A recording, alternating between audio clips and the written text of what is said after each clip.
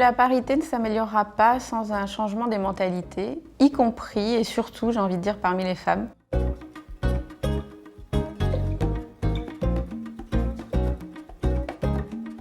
Bonjour, je m'appelle Marlène Larsonneur, j'ai 41 ans.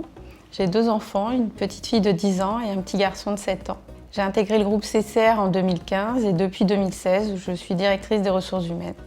Je m'occupe avec mon équipe de la politique RH de CCR et de CCRE. Je suis allée à l'université de Paris 1, Panthéon-Sorbonne. J'ai étudié l'économie, le droit social. En début de carrière, j'ai travaillé sur différents périmètres RH, la formation, l'administration du personnel, la paye, le développement RH, dans des secteurs très variés comme la téléphonie, la distribution, la prestation de services. J'ai été ensuite RRH multisite en France, puis responsable des relations sociales dans le secteur du transport et de la logistique, avant d'être DRH.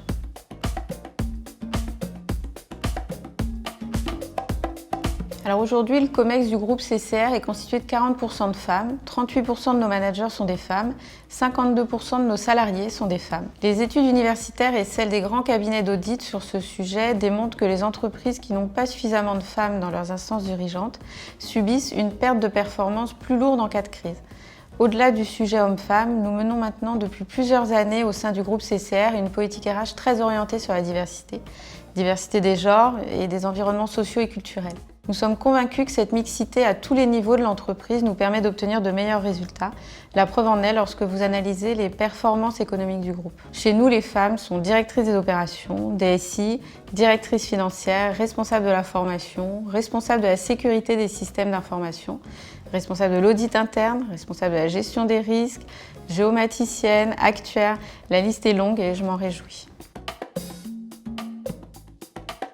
Alors sur cette question, je me suis dit mais pourquoi ne pas inverser la question posée?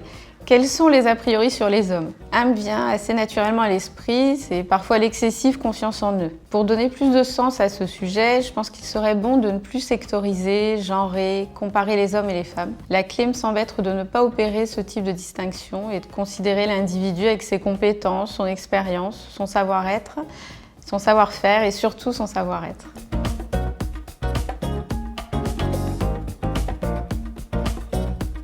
Que la parité ne s'améliorera pas sans un changement des mentalités, y compris et surtout, j'ai envie de dire, parmi les femmes. Les femmes s'auto-censurent assez naturellement. Ayez confiance en vous, en vos capacités, en vos compétences. Il me semble que de nombreux hommes aujourd'hui ont compris que féminiser leur environnement professionnel était un atout. Je pense que les entreprises qui ont opéré ce changement sont plus attractives et notamment pour les jeunes générations. Nous avons de la chance dans le groupe CCR car nos dirigeants sont précurseurs sur le sujet de la diversité et de l'égalité. Ils ont su créer un climat de travail et des valeurs d'entreprise qui ont attiré jusqu'à présent beaucoup de talents et nous espérons que nous continuerons à développer cette démarche de diversité, d'égalité sociale, culturelle et intellectuelle.